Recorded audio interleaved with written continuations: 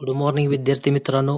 गेल्या व्हिडिओमध्ये आपण living organism and energy production म्हणजेच सजीव व ऊर्जा निर्मितीचा अभ्यास सुरू केला होता. तर आज आपण सेल्युलर रेस्पिरेशन म्हणजेच पेशी स्तरावरील श्वसन कसे होते याचा अभ्यास आपण करू.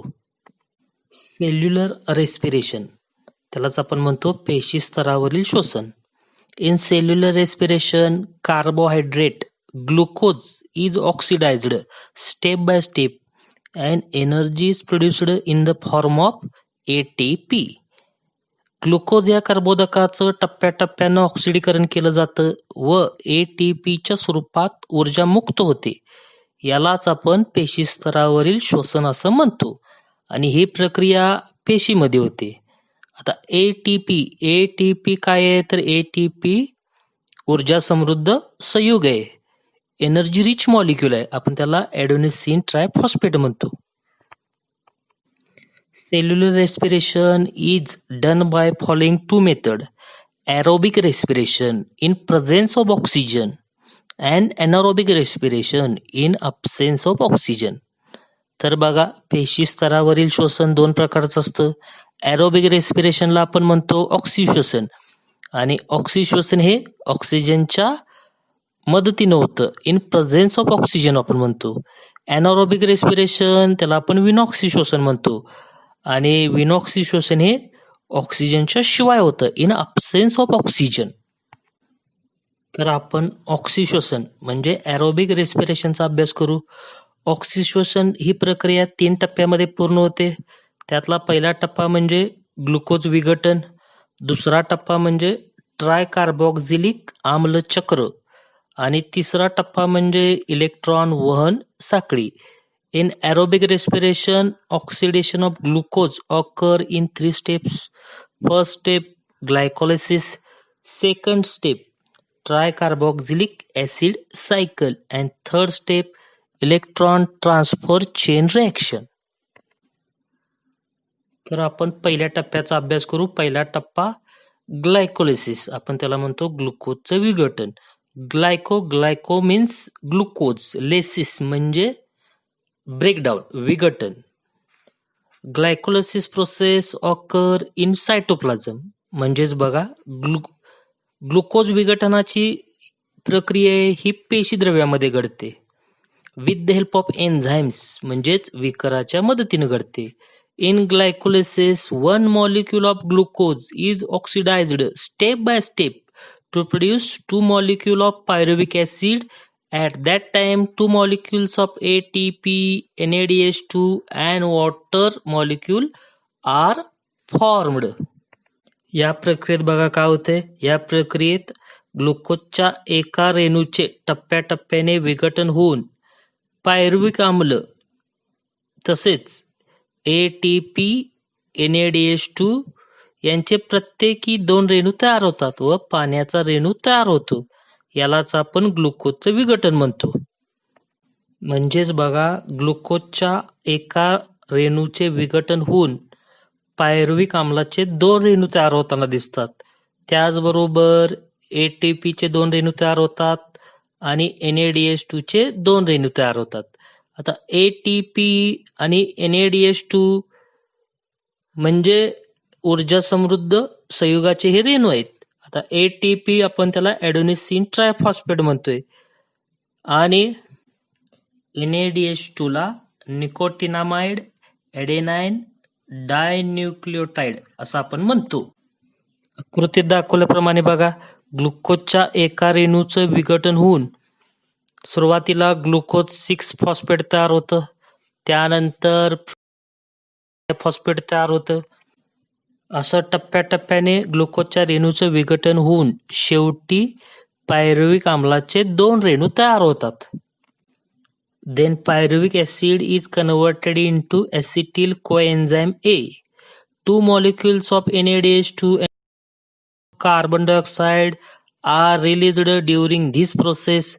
म्हणजेच बघा, त्यानंतर पायरुविक आम्लाचे ॲसिटिल कोएन्झाइम A या रेणूमध्ये रूपांतर केले जाते व या प्रक्रियेवेळी कार्बन आणि NADH2 चे 2 रेणू तयार होतात. इथं पहिला टप्पा पूर्ण होतो. आता दुसरा टप्पा आहे बघा, ट्राय कार्बोक्झिलिक आम्ल चक्र. त्यालाच आपण सायट्रिक आम्ल चक्र म्हणतो किंवा क्रेब चक्र म्हणतो.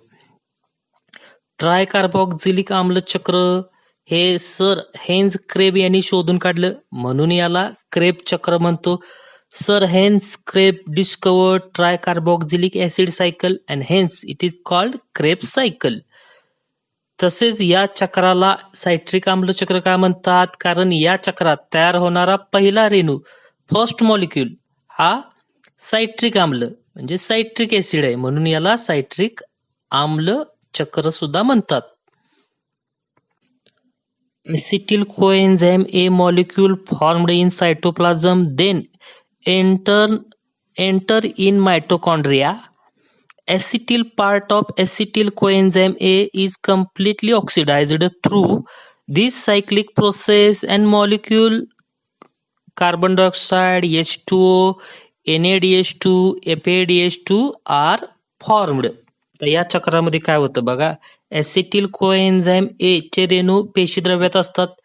ते रेणू तंतुकणिकेत जातात. तेथे ऍसिटिल कोएन्झाइम ए च्या रेणूतील ऍसिटिलचे पूर्णपणे ऑक्सिडीकरण होते आणि आकृतीत दाखवल्याप्रमाणे वेगवेगळ्या आम्लात त्याचं रूपांतर होतं व त्या ठिकाणी कार्बन डायऑक्साईड, पाणी, NADH2, FADH2 आणि ATP चे रेणू तयार होतात. आता NADH2 प्रमाणे FADH2 सुद्धा ऊर्जा समृद्ध संयुग आहे. त्यालाच आपण फ्लॅविड एडेनाइन डायन्यूक्लियोटाइड असं आपण म्हणतो. या ठिकाणी दुसरा टप्पा संपतो व तिसरा टप्पा चालू होतो. आता तिसरा टप्पा बघा, इलेक्ट्रॉन ट्रान्सपोर्ट चेन रिएक्शन. त्यालाच आपण इलेक्ट्रॉन वहन साखळी म्हणतो. तर या इलेक्ट्रॉन वहन साखळी तंतुकणिकेमध्ये घडते. ग्लुकोज विघटन व क्रेब चक्र या दोन्ही प्रक्रियेवेळी तयार झालेला NADH2 व FADH2 च्या रेणूपासून ATP चे रेणू तयार होतात. Electron transfer chain reaction occur in mitochondria during glycolysis and crab cycle process. NADH2 and FADH2 molecule R formed. तर बघा, NADH2 च्या प्रत्येक रेणूपासून 3 ATP चे रेणू तयार होतात. तर FADH2 च्या प्रत्येक रेणूपासून 2 ATP चे रेणू तयार होतात. म्हणजे एका NADH2 च्या रेणूपासून 3 ATP चे रेणू तयार होतील. त्याचबरोबर एका FADH2 च्या रेणूपासून 2 ATP चे रेणू तयार होतील. तसेच या प्रक्रियेत पाण्याचे रेणू सुद्धा तयार होतात. म्हणजेच बघा, पहिल्या 2 टप्प्यामध्ये NADH2 आणि FADH2 तयार होतात. त्या NADH2 आणि FADH2 पासून ATP चे रेणू तयार होण्याचं काम हे इलेक्ट्रॉन ट्रान्सफर चेन रिएक्शन किंवा इलेक्ट्रॉन वहन साखळीमध्ये होतं. Thus, a molecule of glucose is completely oxidized in aerobic respiration and molecule of carbon dioxide, water are produced along with energy. अशा पद्धतीने ऑक्सिशोषणामध्ये ग्लुकोजचं पूर्णपणे ऑक्सिडीकरण किंवा विघटन होतं आणि ऊर्जेसोबत कार्बन डायऑक्साईड आणि पाण्याची रेणू तयार होतात. After complete oxidation of a glucose molecule 38 number of ATP are formed. म्हणजेच बघा, फार महत्वाचं, एका ग्लुकोज रेणूचं पूर्णपणे ऑक्सिडीकरण झाल्यावर ATP चे एकूण 38 रेणू मिळतात. 38 ATP चे रेणू कसे तयार होतात त्याचा आपण अभ्यास करू. आता ग्लायकोलिसिस म्हणजे ग्लुकोजच्या विघटनामध्ये बघा 4 ATP चे रेणू तयार होतात आणि त्याच ठिकाणी 2 ATP चे रेणू वापरले जातात, म्हणजे राहिले 2 ATP. क्रेब सायकल म्हणजे क्रेब चक्रामध्ये बघा 2 ATP चे रेणू तयार होतात आणि ETC रिएक्शन आपण त्याला इलेक्ट्रॉन ट्रान्सफर चेन रिएक्शन म्हणतो. त्या ठिकाणी बघा 10 NADH2 चे रेणू तयार होतात आणि 2 FADH2 चे रेणू तयार होतात. आता आपल्याला माहिती आहे 1 NADH2 बरोबर 3 ATP म्हणजेच 10 गुणिले 3 म्हणजे 30 ATP. त्याचबरोबर 2 FADH2 चे रेणू तयार होतात म्हणजेच 1 FADH2 बरोबर 2 ATP म्हणजे 2 गुणिले 2 4.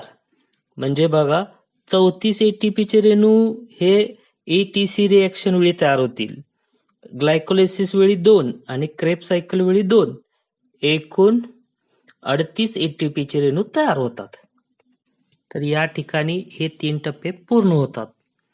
तर आजचा अभ्यास बघा, ग्लुकोज विघटन व क्रेब चक्र म्हणजेच ग्लायकोलिसिस आणखी क्रेब सायकल याच्यामधील फरकाची